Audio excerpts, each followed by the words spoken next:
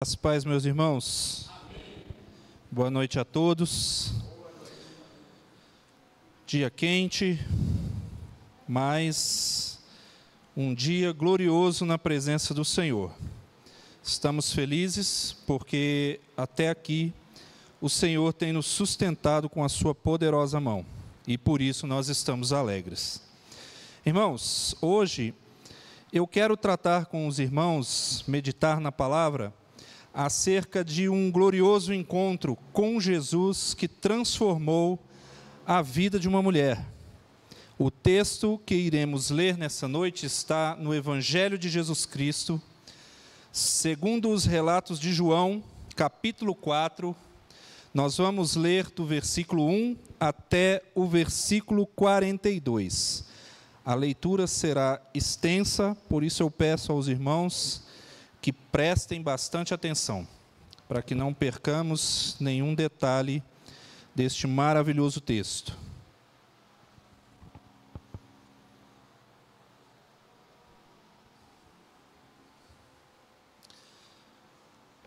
Vamos ler? A epígrafe textual na Bíblia em que estou lendo, na tradução NVT, é a mulher samaritana junto ao poço. Jesus sabia que os fariseus tinham ouvido dizer que ele batizava e fazia mais discípulos que João. Embora Jesus mesmo não os batizasse, e sim seus discípulos, assim deixou a Judéia e voltou para a Galiléia. No caminho, teve de passar por Samaria.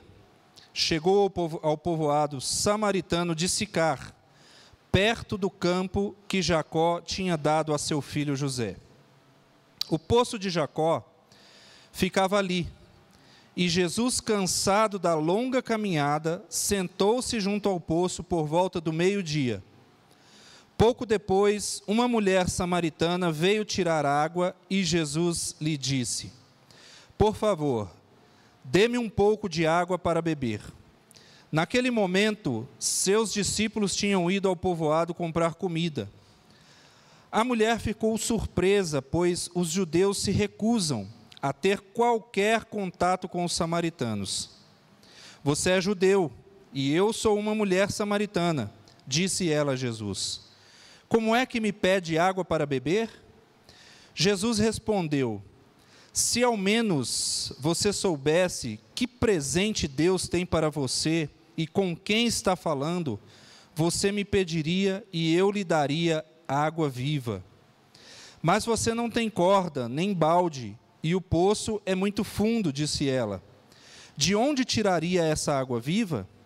Além do mais, você se considera mais importante que nosso antepassado Jacó, que nos deu este poço? Como pode oferecer água melhor que esta, que Jacó, seus filhos e seus animais bebiam?"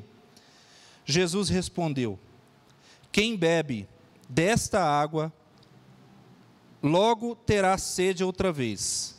Mas quem bebe da água que eu dou, nunca mais terá sede. Ela se torna uma fonte que brota dentro dele e lhe dá a vida eterna." "Por favor, Senhor, dê-me desta água", disse a mulher. "Assim eu nunca mais terei sede, nem precisarei vir aqui para tirar água." "Vá buscar seu marido", disse Jesus. "Não tenho marido", respondeu a mulher. Jesus disse: "É verdade. Você não tem marido, pois teve 5 maridos e não é casada com um homem com quem vive agora. Certamente você disse a verdade. O Senhor deve ser profeta", disse a mulher. "Então diga-me, por que os judeus insistem que Jerusalém é o único lugar de adoração, enquanto nós, os samaritanos, afirmamos que é aqui, no Monte Gerizim, onde nossos antepassados adoraram?" Jesus respondeu: "Creia em mim, mulher. Está chegando a hora em que já não importa se você adora ao Pai neste monte ou em Jerusalém. Vocês, samaritanos, sabem muito pouco a respeito daquele a quem adoram. Nós adoramos com conhecimento, pois a salvação vem por meio dos judeus. Mas está chegando a hora, e de fato já chegou, em que os verdadeiros adoradores adorarão o Pai em espírito e em verdade. O Pai procura pessoas que o adorem desse modo, pois Deus é espírito e é necessário que seus adoradores o adorem em espírito e em verdade. A mulher disse: eu sei que o Messias, aquele que é chamado Cristo, virá. Quando vier, ele nos explicará tudo. Então Jesus lhe disse: sou eu o que fala com você. Naquele momento, seus discípulos voltaram. Ficaram surpresos de encontrá-lo falando com uma mulher. Mas nenhum deles se atreveu a perguntar: o que o Senhor quer? Ou por que conversa com ela? A mulher deixou a sua vasilha de água junto ao poço e correu de volta para o povoado, dizendo a todos: venham ver um homem que me disse tudo o que eu já fiz na vida. Será que não é ele o Cristo? Então as pessoas saíram do povoado para vê-lo. Enquanto isso, os discípulos insistiam com Jesus: Rabi, coma alguma coisa. Ele, porém, respondeu: eu tenho um tipo de alimento que vocês não conhecem. Os discípulos perguntaram uns aos outros: será que alguém lhe trouxe comida? Então Jesus explicou: meu alimento consiste em fazer a vontade daquele que me enviou e em terminar a sua obra. Vocês não costumam dizer: ainda faltam 4 meses para a colheita? Mas eu lhes digo: despertem e olhem em volta. Os campos estão maduros para a colheita. Os que colhem já receberam salário, e os frutos que ajuntam são as pessoas que passam a ter a vida eterna. Que alegria espera tanto o que semeia como o que colhe. Vocês conhecem o ditado: um semeia e outro colhe. E é verdade. Eu envio vocês para colher onde não semearam. Outros realizaram o trabalho, e agora vocês ajuntarão a colheita. Muitos samaritanos do povoado creram em Jesus por causa daquilo que a mulher relatou. Ele me disse tudo o que eu já fiz. Quando saíram para vê-lo, insistiram que ficasse no povoado. Jesus permaneceu ali 2 dias, e muitos outros ouviram sua palavra e creram. Então disseram à mulher: agora cremos, não apenas por causa do que você nos contou, mas porque nós mesmos o ouvimos. Agora sabemos que ele é, de fato, o Salvador do mundo. Oremos ao Senhor. Soberano Deus e Pai de nosso Senhor Jesus Cristo, diante da Tua palavra, ó Deus, nos encontramos nessa noite. Te agradecemos por esse maravilhoso texto, ó Deus, em que iremos meditar, e que essa palavra, ó Deus, ela possa trazer mudança às nossas vidas, que ela possa quebrar preconceitos, que ela possa quebrar barreiras em nossos corações, em nossas mentes e naqueles que nos ouvem, ó Deus. Que a Tua palavra continue a ser o alimento que nos transforma, que nos guia e que nos conduz à vida eterna. Que o Teu nome seja glorificado e que o Teu nome seja exaltado por meio de tudo que fizemos e que faremos aqui, ó Deus. Em nome de Jesus nós oramos. Amém.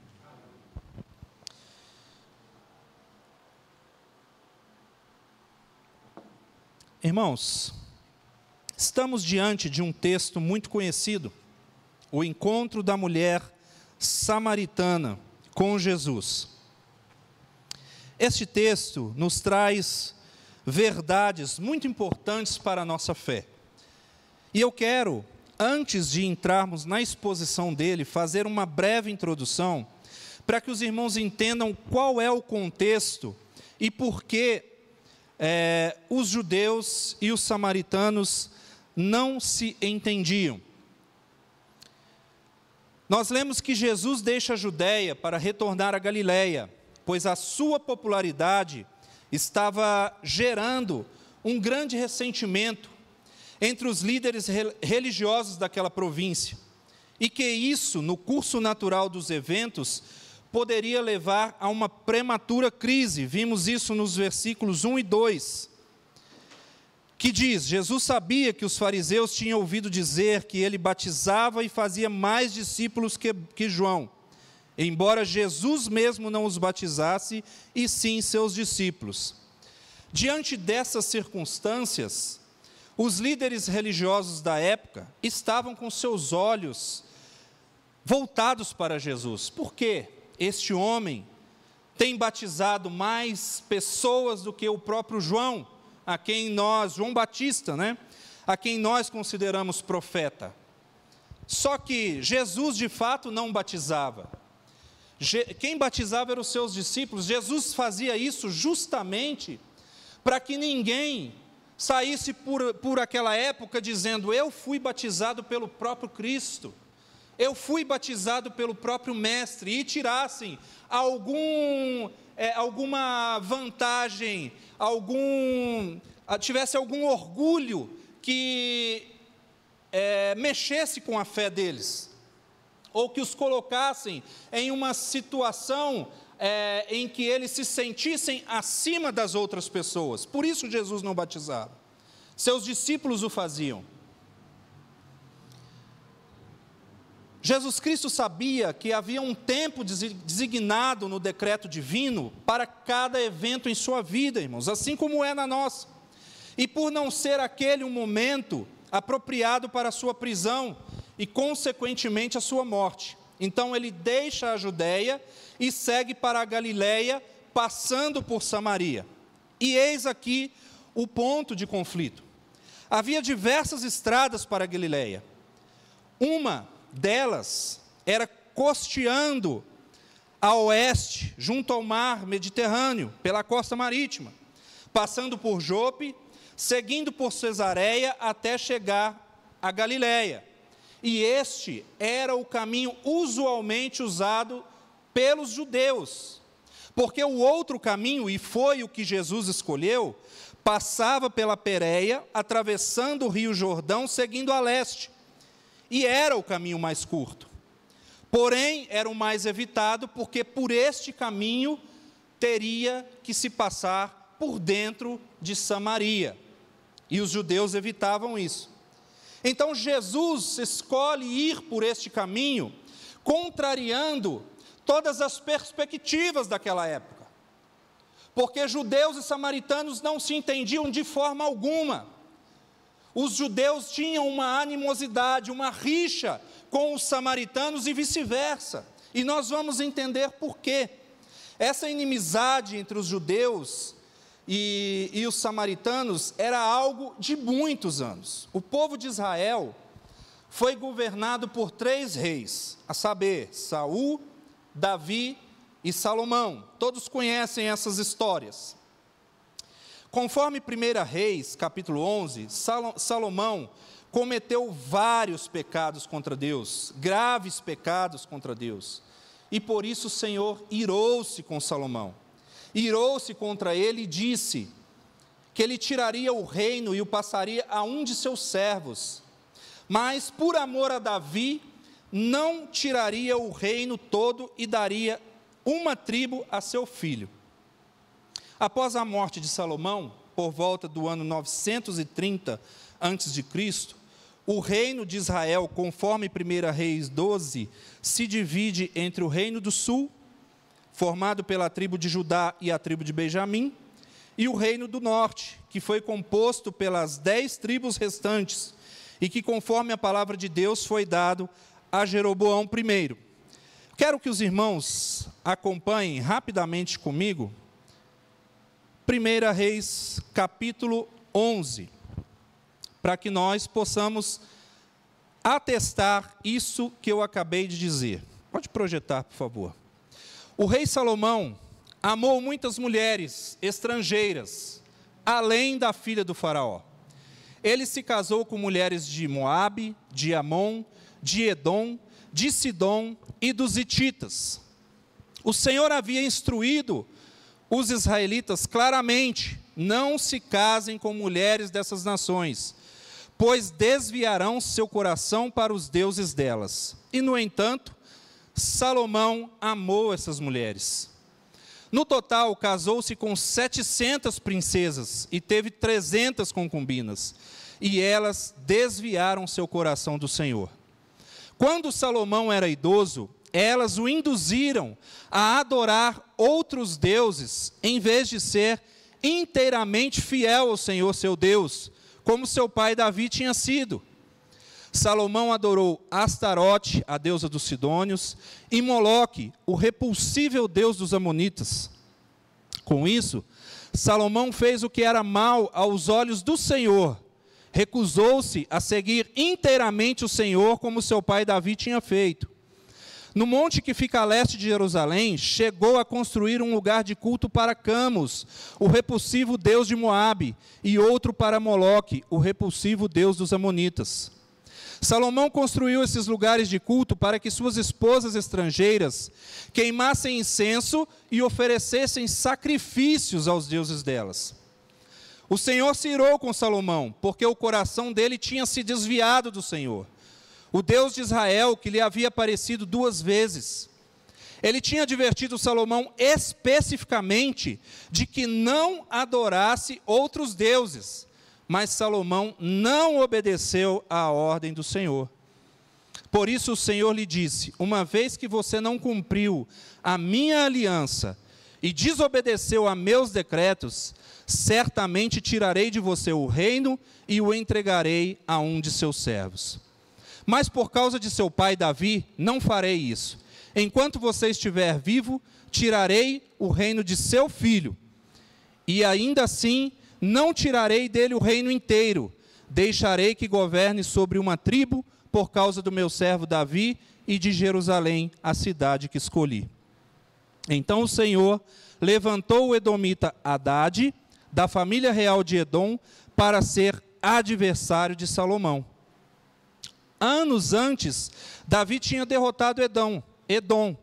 Joabe, comandante do exército de Davi, tinha ficado para trás a fim de enterrar alguns soldados israelitas mortos na batalha. Enquanto estavam ali, mataram todos os homens de Edom. Joabe e o exército de Israel tinham permanecido ali 6 meses até matarem todos os edomitas. Contudo, Hadade e alguns dos oficiais de seu pai conseguiram fugir e seguiram para o Egito. Na época, Hadade ainda era bem jovem. Partiram de Midian e foram para Parã, onde outros se juntaram a eles. Em seguida foram ao Egito e se apresentaram ao faraó, o rei do Egito, que lhes ofereceu casas, sustentos e terra. O faraó se agradou de Hadade e lhe deu em casamento sua cunhada, a irmã da rainha Táfnis. A esposa de Hadade deu à luz um filho chamado Genubate. Táfnis o criou na casa de Faraó, entre os próprios filhos do Faraó. Quando chegou a Hadade no Egito, a notícia de que Davi e seu comandante Joabe estavam mortos, ele disse ao Faraó: deixe-me voltar para a minha terra. Por quê? Perguntou o Faraó. O que lhe falta aqui para que você queira voltar para a sua terra? Não me falta nada, respondeu ele. Ainda assim, peço que me deixe voltar. Deus também levantou Rezon, filho de Elíada, para ser adversário de Salomão. Rezon havia fugido de seu senhor Hadadezer, rei de Zobá. E se tornado líder de um bando de rebeldes, depois que Davi derrotou Hadadezer, Rezon e seus homens fugiram para Damasco, onde Rezon se tornou rei. Ele foi inimigo ferrenho de Israel durante o resto do reinado de Salomão. E assim como Hadade causou muitos problemas, Rezon continuou a reinar na Síria e odiava Israel profundamente. E por causa da desobediência de Salomão, estas foram as consequências. E no capítulo 12, nós veremos que o reino de Israel, como eu disse, ele se divide em 2. 2 tribos do reino do sul, 10 tribos formam o reino do norte. O rei Jeroboão I, com receio de que o povo de Israel, ou Efraim, conforme afirmam alguns estudiosos, denominado Reino do Norte, subissem a Jerusalém, que pertencia ao Reino do Sul, governado nesse tempo por Roboão, filho de Salomão, para adorar a Deus no templo, fez 2 bezerros de ouro, colocou um em Betel e outro em Dan, e disse ao povo: basta de subir a Jerusalém, eis aqui os seus deuses, que tiraram vocês da terra do Egito. Por causa da desobediência de Salomão, isso aconteceu. E agora, o rei Jeroboão I leva as outras 10 tribos a cometer esse grave pecado de idolatria. Mas o rei Jeroboão fez isso não porque ele era esperto, ou porque ele queria ser diferente no que diz um governo religioso de Israel. Isso tudo estava acontecendo para se cumprir o propósito de Deus e o controle de Deus sobre todas as coisas que não falham. E os irmãos, quando leem a história dos reis de Israel, das crônicas, vão ver que tudo o que aconteceu em Israel aconteceu conduzindo o povo para o seu determinado fim, para que a glória de Deus fosse manifesta e eles pudessem ver que Deus era o único rei de Israel, que Deus era o único rei, o único Deus daquela nação, e que somente a Ele deveria ser dado adoração. Então, Jeroboão, continuando o contexto para que entendamos a animosidade entre samaritanos e judeus, ele fez também santuários nos lugares altos e constituiu sacerdotes que não eram dos filhos de Levi, e levou o povo a cometer o pecado da idolatria contra Deus. Cerca de 209 anos depois, por volta de 722 a.C., Oséias reinava sobre o reino do norte, sobre as 10 tribos. E Salmaneser, rei da Síria, fez guerra contra ele, porque Oséias lhe pagava tributo. Porém, Oséias rebelou-se contra Salmaneser em determinado tempo, e transferiu sua lealdade ao rei do Egito, e não mais pagava tributo. Samaria, que era agora a capital do reino do norte, foi cercada pelo rei da Síria, e após um cerco de 3 anos foi tomada por Sargão, conforme está em 2 Reis, capítulo 17. A maior parte do povo foi tirada por Sargão do seu país, de Israel, das 10 tribos, e levada para a Síria.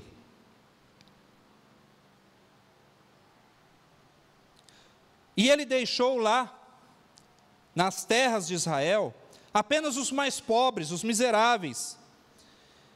E ele então pegou povos de outras nações que haviam sido conquistadas e levou para habitar Samaria. Então, Samaria se tornou uma cidade miscigenada, uma cidade tomada por costumes e culturas de muitas nações e também por costumes religiosos que não glorificam a Deus.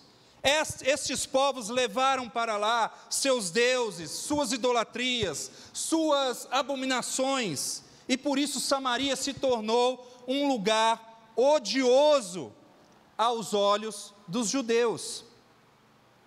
O rei da Síria permitiu que os mais pobres, ele enviou lá estrangeiros da Babilônia, de Cuta, de Ava, de Ramate e Sefarvaim. Estes se casaram com os israelitas que haviam ficado na terra. Esta população mista recebeu o nome de samaritanos. Este povo não temia o Senhor. Por esse motivo, o Senhor enviou leões para o meio deles, que mataram muitos do povo. Eles então, vendo todos esses acontecimentos, imploraram ao rei da Síria que eles enviassem um sacerdote do Senhor, de Israel, que lhes ensinasse então como deveria ser adorado o Deus daquela terra. Assim, surgiu um judaísmo adulterado, enxertado do culto pagão. Dessa forma, eles adoravam ao Senhor e, ao mesmo tempo, serviam aos seus próprios deuses. Por volta do ano 597 a.C., o reino do sul foi tomado por Nabucodonosor, que levou parte do povo e a nobreza cativos para a Babilônia. Depois, em 586 a.C., eles destruíram as muralhas de Jerusalém e o templo completamente em 582 a.C., quando Nabucodonosor reafirma seu controle sobre a Palestina. Por volta de 539 a.C., Ciro, rei da Pérsia, vence o rei babilônio Nabonido e assume o controle sobre um vasto império, incluindo o território que pertencia aos reis anteriores de Israel e Judá. Em 538 a.C., Ciro estabeleceu um decreto segundo o qual os judeus exilados eram livres para retornar à sua terra natal. E em 537, exilados judeus, liderados por Sesbazar, retornam da Babilônia a Jerusalém e reconstroem o altar. Isso está em Esdras, capítulo 3, versículos 1 e 2. E no ano 536, começam o início da reconstrução do templo. Os samaritanos que habitavam Samaria, eles pedem aos judeus que estavam reconstruindo o templo que os deixassem ajudar, alegando adorar o mesmo Deus. Porém, Zorobabel, Jesua e outros chefes das famílias de Israel responderam aos samaritanos que não, pois eles não tinham nada a ver com Israel na construção do templo, pois além de serem um povo miscigenado, praticavam paganismo e isso deixou-os completamente irritados, e eles passaram então a odiar os judeus, está em Esdras capítulo 4. Subsequentemente, os samaritanos, diante dessa circunstância de serem impedidos de ajudar a construir o templo em Jerusalém, e ficando irritado com essa situação, eles constroem então o seu próprio templo no Monte Gerizim, que fica de frente para a cidade de Sicar, local aonde acontece o encontro da mulher samaritana com Jesus. Por volta do ano 128 a.C., na Guerra dos Macabeus, João Hircano, um dos governantes macabeus, destrói completamente o templo dos samaritanos. Contudo, eles continuaram a oferecer sua adoração no topo do monte de Gerizim, onde o templo deles havia sido edificado. Na festa da Páscoa, os samaritanos montam um acampamento no alto do monte, quando surge a lua cheia. Os sacerdotes deles entoam as orações e eles fazem os sacrifícios de cordeiros. Do Antigo Testamento, os samaritanos só consideravam o Pentateuco, desprezando os livros poéticos e os profetas.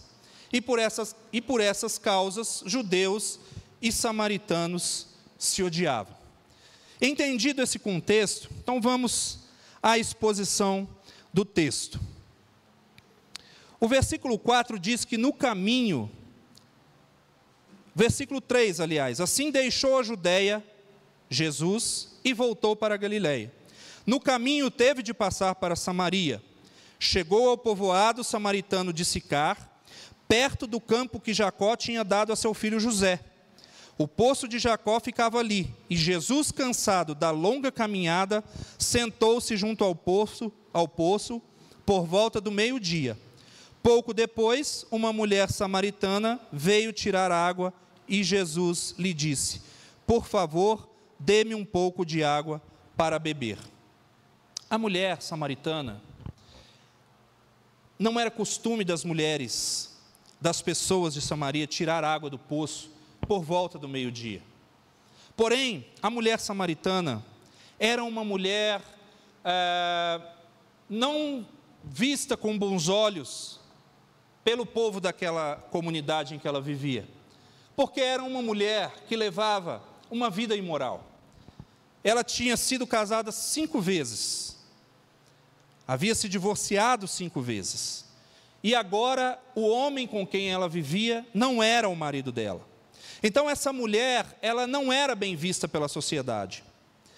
Por isso, diante dessa circunstância em que ela, não bem vista, ela não tinha bom relacionamento com aquele povo, então ela saía para buscar água no poço de Jacó, num horário diferenciado, para não sofrer a circunstância de ser olhada com olhos diferentes, ter ridicularizada, então ela ia em outro horário. E naquele dia, como de costume, ao meio-dia, ela foi até o poço para tirar água. Outra coisa também, que não era comum que as pessoas tirassem água naquele momento, porque era meio-dia, um calor escaldante, clima desértico. As pessoas iam tirar água logo bem cedo, em um clima mais ameno, onde o sol não estava atormentando a vida das pessoas com um calor intenso. E este era o momento em que Jesus, em sua caminhada, acabava de chegar àquele local e, cansado da viagem, sentou-se naquele poço. E o texto nos conta que os seus discípulos foram até o povoado de Sicar para comprar alimento, para que eles então pudessem continuar a se alimentar e continuar a viagem. Então Jesus estava sozinho naquele lugar. A mulher samaritana então chega ao poço e vê um estranho sentado junto ao poço. E certamente ela não esperava que Jesus falasse com ela, porque também não era costume de que um homem, principalmente um mestre, um rabino, conversasse com uma mulher, quanto mais sendo um judeu falando com uma mulher samaritana. Não era costume de que judeus conversassem com mulheres, judeus homens conversassem com mulheres na rua. Não era da cultura deles, isso era tratado como desrespeitoso, não fazia parte da cultura que homens conversassem com outras mulheres.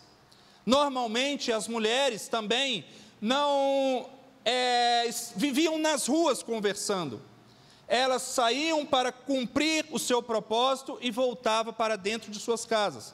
Então, uma mulher samaritana indo ao poço se encontra com um judeu sentado à beira daquele poço, e ela certamente percebeu que Jesus era um judeu pela sua forma de vestir, pela sua aparência, e ela então não esperava ser interpelada por Jesus. Mas ela chega àquele local e encontra aquele homem. E Jesus, conforme os versículos 8, vamos ler o 7 novamente. Pouco depois, uma mulher samaritana veio tirar água e Jesus lhe disse: por favor, dê-me um pouco de água para beber. Naquele momento, seus discípulos tinham ido ao povoado comprar comida. Versículo 9, a mulher ficou surpresa, pois os judeus se recusam a ter qualquer contato com os samaritanos. E ela disse: você é judeu, e eu sou uma mulher samaritana, como é que me pede água para beber? Jesus, diante dessa circunstância, quebrando as barreiras do preconceito, as barreiras culturais, ele agora quer estabelecer um relacionamento com aquela mulher, porque o propósito de Jesus é levar o evangelho àquele coração. E Jesus, sendo Deus, nesta hora ele está aqui como homem, em sua natureza humana, mas sendo Deus, ele conhece o profundo e o íntimo e o escondido do coração daquela mulher. Jesus sabia quem era aquela mulher, e aquela mulher também fazia parte dos eleitos de Deus para a salvação. Então Jesus, querendo alcançar o coração daquela mulher, e por meio dela também aquela comunidade, ele pede que ela lhe dê água. Surpreendentemente, aquela mulher, visto toda a introdução que fizemos quanto à dificuldade de samaritanos e judeus, ela então se surpreende e diz: como você, sendo judeu, me pede água para beber? Não era cordial um homem sozinho conversar com uma mulher. Além de que, segundo a interpretação farisaica das leis de pureza, judeus e samaritanos também não podiam usar os mesmos utensílios para beber, e sendo assim, Jesus teria que usar o cântaro dela para beber água. Mas mesmo assim, Jesus diz a ela: dá-me um pouco dessa água para beber. E no versículo 10 diz: Jesus respondeu: se ao menos você soubesse que presente Deus tem para você e com quem está falando, você me pediria e eu lhe daria água viva. Jesus agora usa esse sentimento de surpresa da mulher, por ser um homem judeu, pedindo a ela água de beber, completamente contrário aos costumes e aquilo que se podia esperar. E ele agora lança esse desafio a ela. E essa mulher, pensando que Jesus era um homem indefeso e impotente, pois ele agora estava com sede, cansado, sem recursos, não tinha balde, não tinha um cântaro para beber a água e saciar sua sede. Um homem que naquele momento estava incapaz de cumprir aquela necessidade. Então ela se acha numa posição de talvez tirar vantagens sobre Jesus. Jesus, porém, com sua resposta, mostra que é o oposto disso, e que é ela quem precisa da água, e ele é a fonte inesgotável dessa água para saciá-la. A mulher não compreende as palavras de Jesus, porque as coisas de Jesus, as coisas de Deus, as coisas do céu se discernem espiritualmente. Então ela diz: como você vai me dar água de beber, desta tal água viva, se você não tem um balde para lançar ao poço, e também não tem um cântaro para beber dessa água? Como você poderia me dar alguma água? A mulher inculta, de baixa reputação, não é capaz de discernir as coisas de Deus, sem que Deus, em sua infinita bondade e misericórdia, conceda-lhe entendimento de tais verdades. E aqui nós vemos um contraste com o capítulo 3 de João, aonde Jesus também tem um encontro com Nicodemos, um famoso rabino e respeitado rabino. Este rabino também, agora culto, entendido da lei, um fariseu, um doutor da lei. Quando ele se encontra com Jesus, Jesus diz para Nicodemos: Nicodemos, para você alcançar o reino de Deus, você precisa nascer de novo. E Nicodemos diz: mas como posso eu, sendo velho, entrar novamente no ventre da minha mãe e nascer de novo? Então, o contraste que nós vemos aqui, que não é o conhecimento culto e vasto de alguém que leva as pessoas ao reino dos céus, nem mesmo a sua ignorância, a sua falta de conhecimento pode impedi-lo de alcançá-lo. Jesus se encontra com Nicodemos, que não entendeu aquilo que Jesus estava dizendo para ele acerca do reino de Deus, mesmo com todo o seu conhecimento evoluído. E agora essa mulher, sendo uma mulher de conduta imoral, de nenhum conhecimento, vivendo à margem da sociedade, também não entende as coisas de Deus, porque as coisas de Deus se discernem espiritualmente. O versículo 12 vai dizer o seguinte: além do mais, você se considera mais importante que nosso antepassado Jacó, que nos deu este poço, como pode oferecer água melhor que esta, que Jacó, seus filhos e seus animais bebiam? Jesus respondeu: quem bebe dessa água, logo terá sede outra vez, mas quem bebe da água que eu dou, nunca mais terá sede. Ela se torna uma fonte que brota dentro dele e lhe dá a vida eterna. E ela responde: por favor, Senhor, dê-me dessa água, assim eu nunca mais terei sede, nem precisarei vir aqui para tirar água. Veja que, ainda com essa explicação, ela ainda não compreende que Jesus não está falando de algo físico, mas de algo espiritual. E Jesus, como grande estrategista e como grande evangelista que era, nos dando o grande exemplo de como atingir o coração das pessoas, ele apela para esse desejo que a mulher tem de descanso e de satisfação final de suas necessidades. E ele diz para ela: vá buscar o seu marido. A água viva que Jesus te oferece, que Jesus oferece a essa mulher, sacia a sede espiritual das pessoas para sempre, saciaria a sede de Deus daquela mulher para sempre. É duradoura. Uma vez que a pessoa é convertida, ela estará sempre convertida. Entra na alma e nela permanece como uma fonte inesgotável de refrigério, é uma fonte perpétua de vida eterna. O homem, irmão, sempre está em busca de uma satisfação pessoal. Consome uma bebida que sacia a sua vontade por um tempo, mas logo tem sede novamente.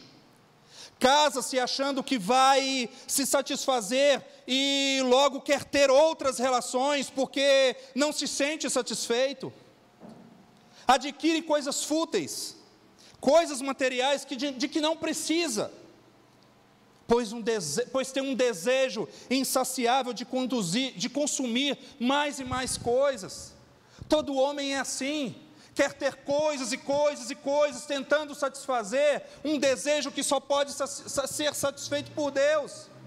Fyodor Dostoiévski vai dizer que existe no homem um vazio que é do tamanho de Deus. Somente Deus pode preencher o coração do homem, somente o Evangelho pode satisfazer a alma do homem, somente Jesus Cristo pode completar o ser de um homem. Todos nós que estamos aqui hoje, estamos aqui porque a nossa sede do Senhor foi satisfeita por esta água viva que agora Jesus oferece àquela mulher samaritana. E ainda não tendo entendido essa colocação de uma satisfação espiritual, Jesus agora vai perguntar para ela: então vai buscar o seu marido, que eu vou te dar essa água. E ela, sabendo que Jesus tocou em uma ferida dela, uma ferida que a causava muitos danos, o problema de suas relações pessoais, de não conseguir se manter em um casamento duradouro, de não conseguir manter uma relação natural e bem com um homem, tendo sido casada 5 vezes e agora morando com um homem que não é seu marido, estando em uma vida promíscua. Ela então diz: eu não tenho marido. Ela deseja aquela água viva, ela precisa satisfazer essa água viva, e agora, mas para que ela tenha, para que ela entenda que essa água viva só pode ser satisfeita por Jesus espiritualmente, Jesus precisa levá-la a entender que ela é uma pecadora que precisa de um Salvador. Irmãos, nenhum homem vai procurar Deus se ele não entender que é um pecador.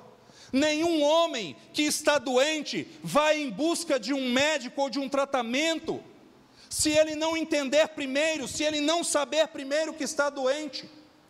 Nenhuma pessoa vai em busca de socorro se ela não entender primeiro que corre um perigo de morte eterna.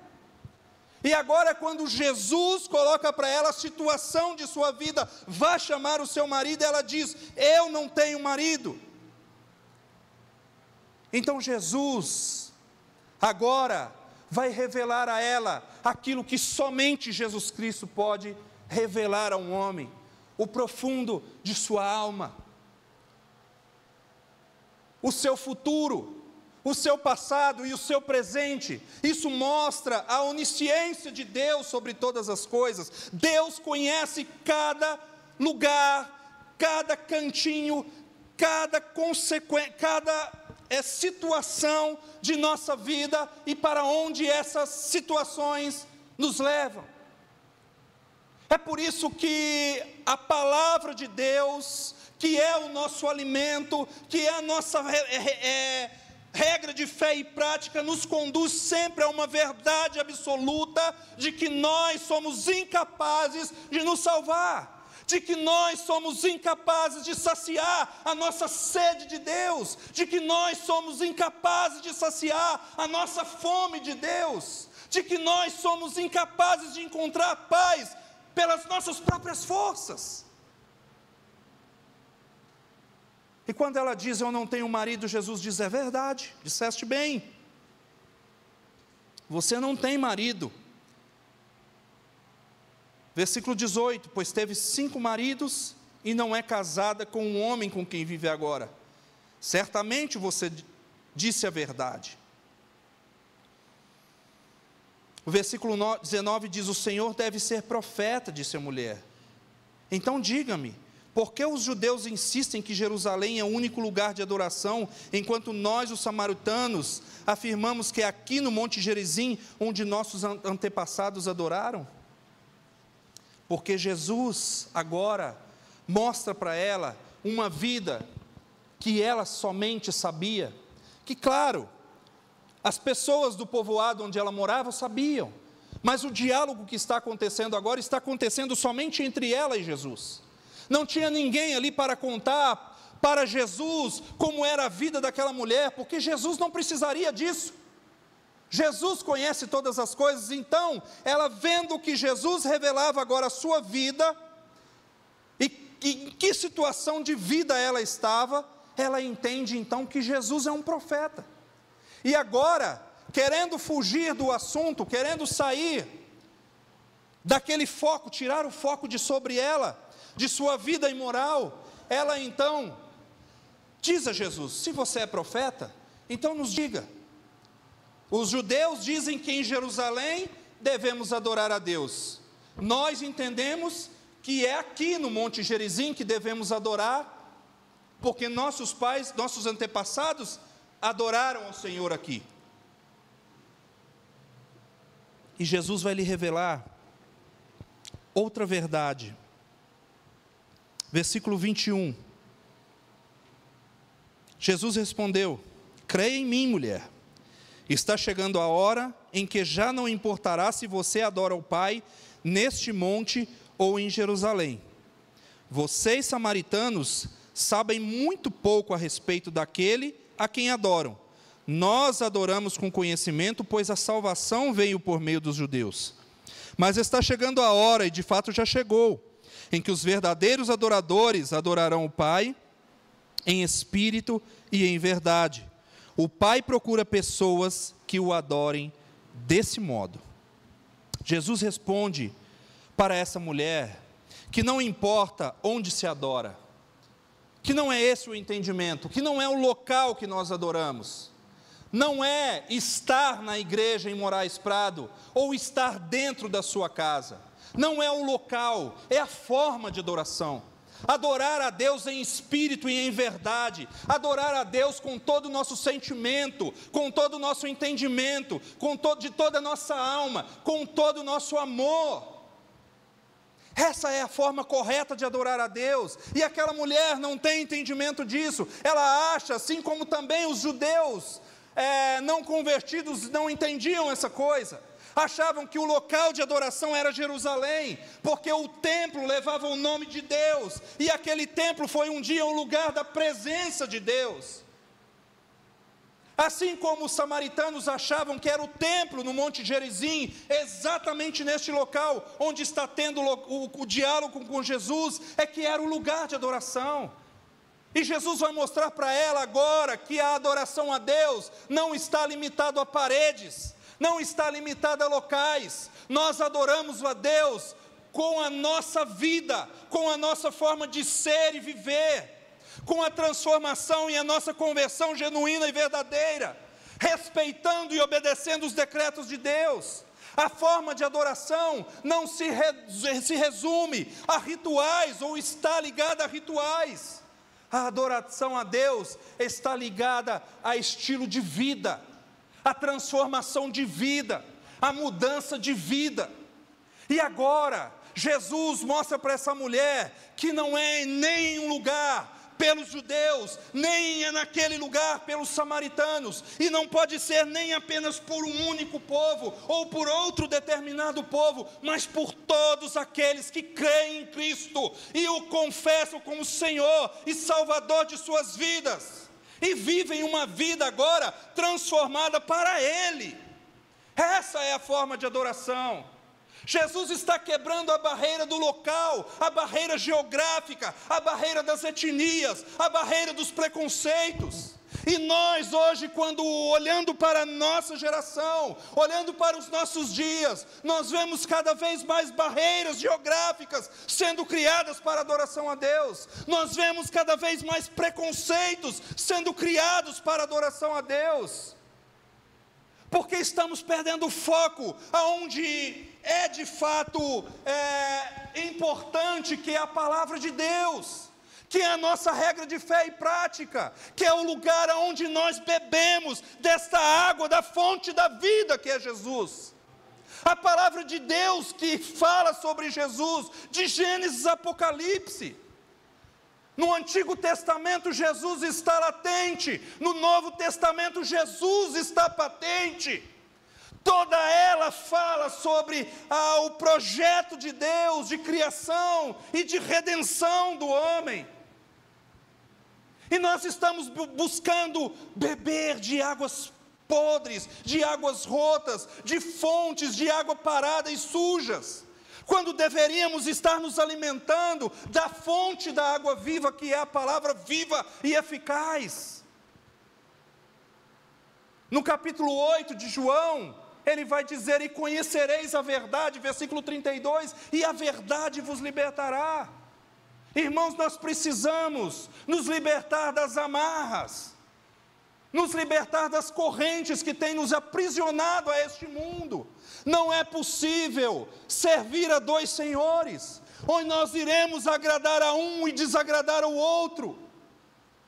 A nossa vida precisa estar alicerçada e fundamentada em Jesus Cristo, que é o nosso Senhor.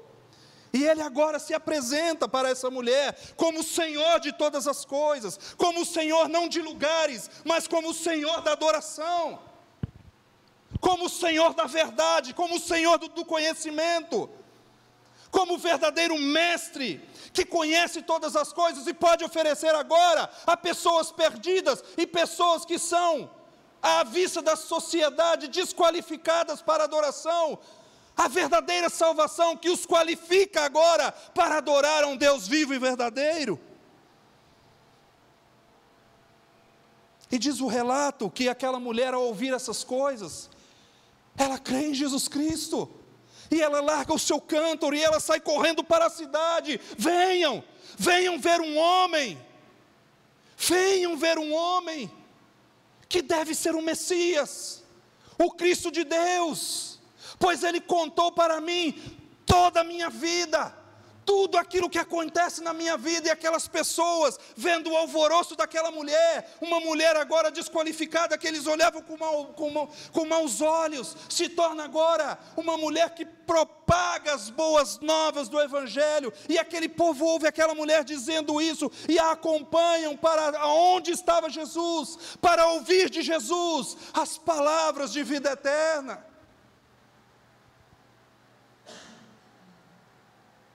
João capítulo 6, quando os discípulos estavam abandonando Jesus, Jesus vira para os seus apóstolos e diz: vocês também vão me abandonar? Vocês também querem ir embora? E Pedro responde, tão sabiamente, essas palavras que quando eu leio, elas tocam o meu coração: para onde iremos, Senhor, se só Tu tens as palavras de vida eterna?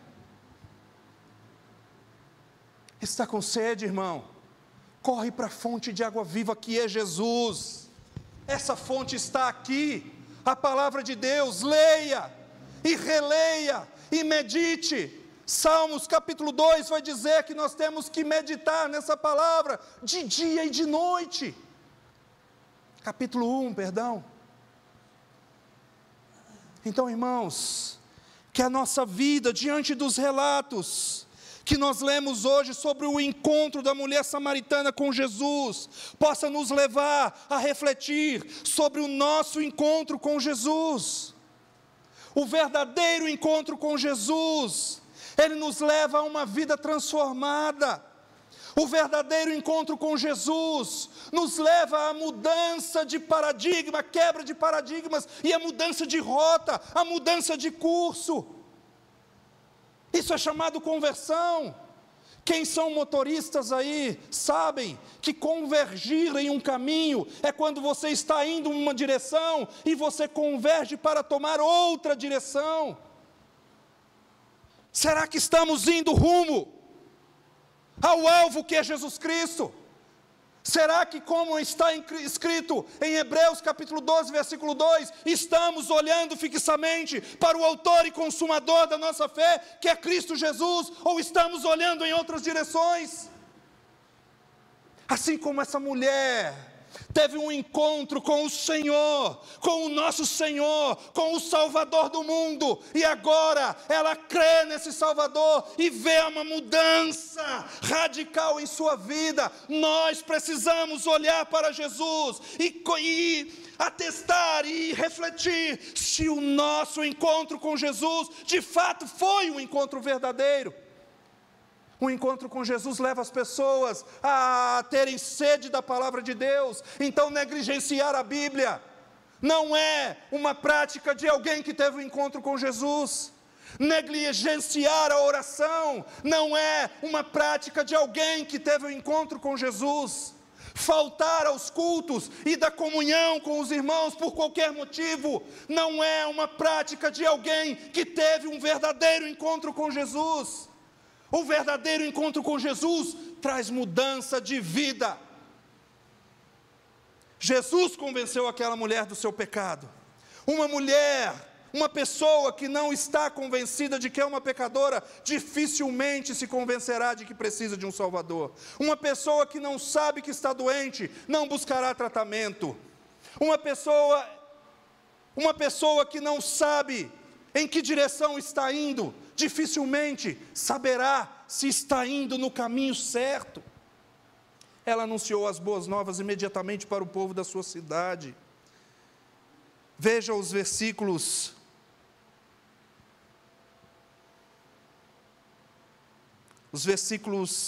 30 adiante.